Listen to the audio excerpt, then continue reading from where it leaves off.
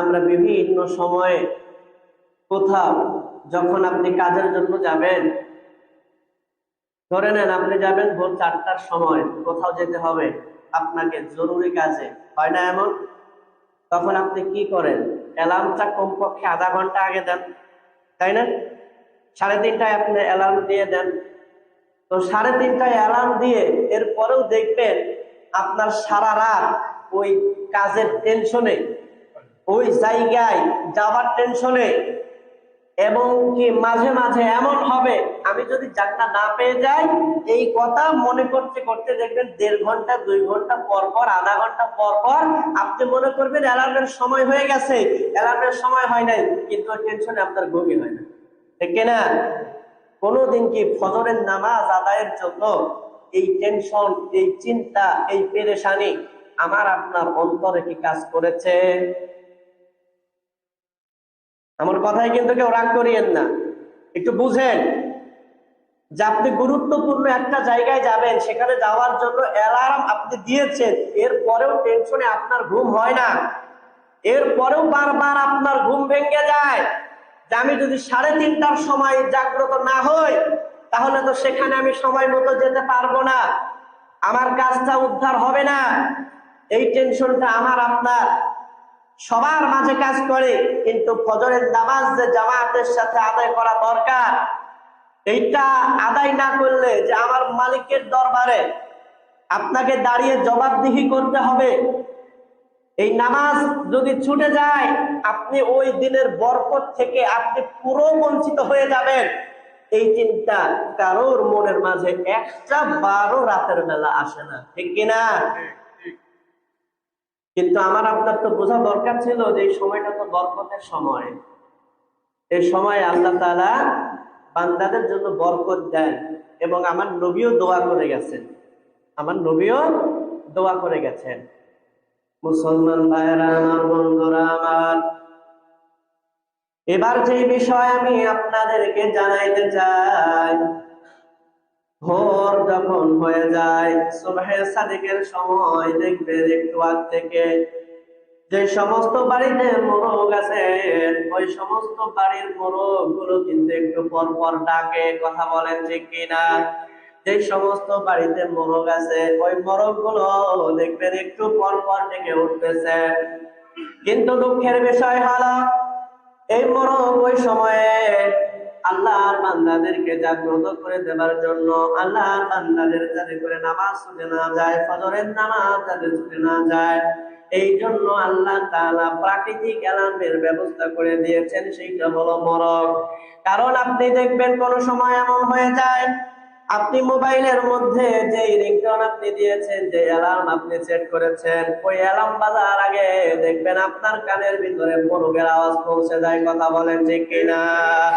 অনেক সময় দেখবেন বিভিন্ন সময়ে ঘটনা এমনও হয়ে যাইতে পারে আপনি অ্যালার্ম দিয়েছেন কিন্তু অ্যালার্মের আওয়াজ আপনার কানে একেবারেই যায় নাই, কিন্তু এরপরেও দেখবেন 2-1 বার মোরগের ডাক ঠিকই আপনার কানে পৌঁছায়া যায়।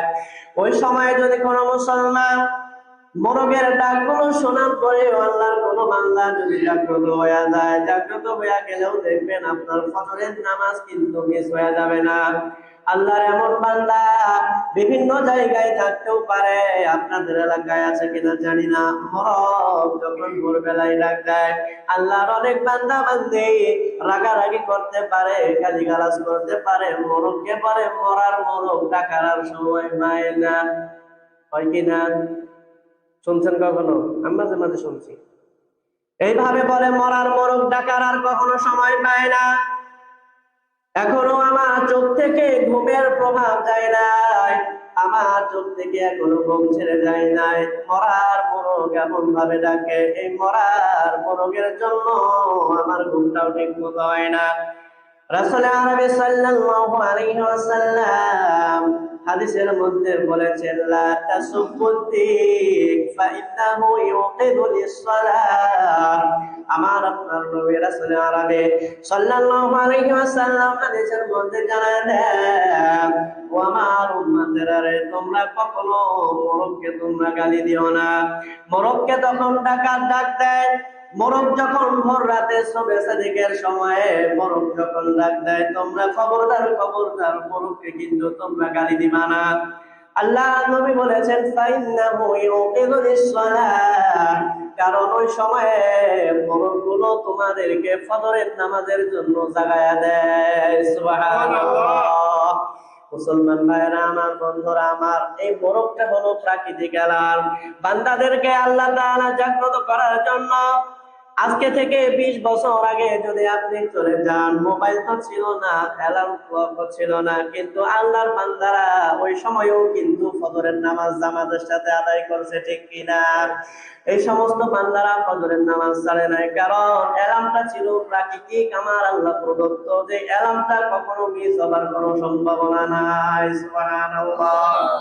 মুসলমান ভাইরা আমার, বন্ধুরা আমার, তাহলে হাদিস থেকে বোঝা গেল কোন মোরগ যখন ডাকবে ভোরবেলায়, আপনার চোখে ঘুমের যতই প্রভাব থাকুক না কেন, ঘুম আপনার যতই তাড়না থাকুক না কেন, ঘুমের চাহিদা যতই থাকুক না কেন, তখন মোরগকে কিন্তু গালি দেওয়া যাবে না।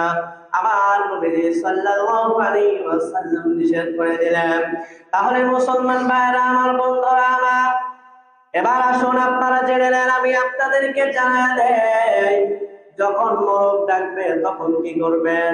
রাসূল আরবি সাল্লাল্লাহু আলাইহি ওয়াসাল্লাম আরেকটা হাদিসের মধ্যে ডাক দিয়া বলেন, সহিহ বুখারীর মধ্যে আল্লামা বুখারী রাহিমাহুল্লাহ হাদিসটা তিনি এনেছেন, ইদা সামিতুম সিয়াহাত দিয়াকাতি ফাসআলুল্লাহ মিন ফাদলিহি।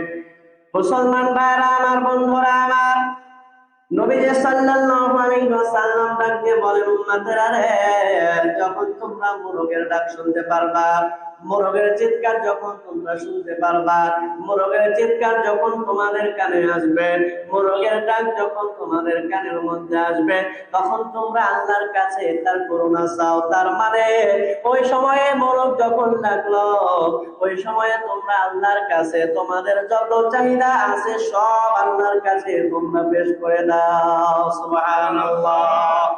এবার কথা হলো, যখন আপনি মোরগকে দেখলেন, মোরগের ডাক শোনার পরে কি কারণে আপনি আল্লাহর কাছে চাইবেন? আপনার যত মনের চাহিদা কেন আপনি আল্লাহর কাছে তখন তুলে ধরবেন।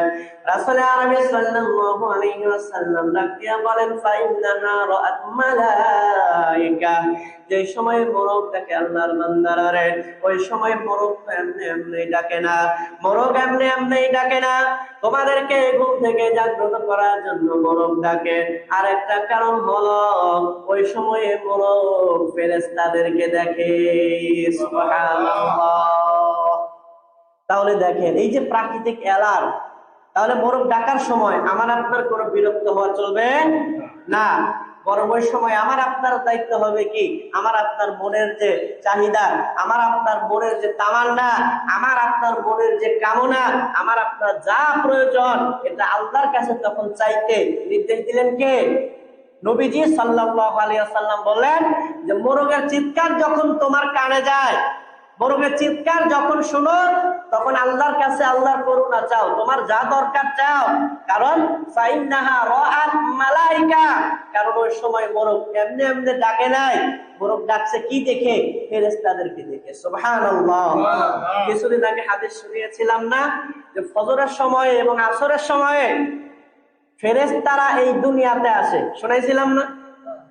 তাহলে এই যে মোরগ যে দেখে, মোরগ যে ফেরেশতাদেরকে দেখে, মোরগ যে ডাকে, আল্লাহর ফেরেশতাদেরকে দেখে ডাকে, তার মানে ওই সময় ফেরেশতারা আসমান থেকে যে আসে, আসমানের দরজাগুলো খোলা থাকে, ওই সময় যদি আমরা দোয়া করি, এটা কবুল হওয়ার সম্ভাবনা অনেক বেড়ে যায়। কথা বলে ঠিক কিনা? কারণ ফেরেশতারা তো ওই সময় আসতেছে, এবং এই ফেরেশতাদেরকে দেখেই মোরগ ডাকে। তাহলে যারা আমরা এখনো বুঝি না, আমরা আর কিভাবে বুঝতে পারি যে আমরা কত দিক দিয়ে আমরা লোকসানের শিকার হচ্ছি, কত দিক দিয়ে আমরা ক্ষতিগ্রস্ত হচ্ছি এই নামাজগুলো ছেড়ে দেওয়ার জন্য, ঠিক কিনা? তাহলে যখন মোরগ ডাকবে, তখন আমরা আমাদের মনের যত তামান্না, আমাদের প্রয়োজনগুলো তুলে ধরবো কার কাছে? আরো জোরে বলেন, কার কাছে? আল্লাহর কাছে।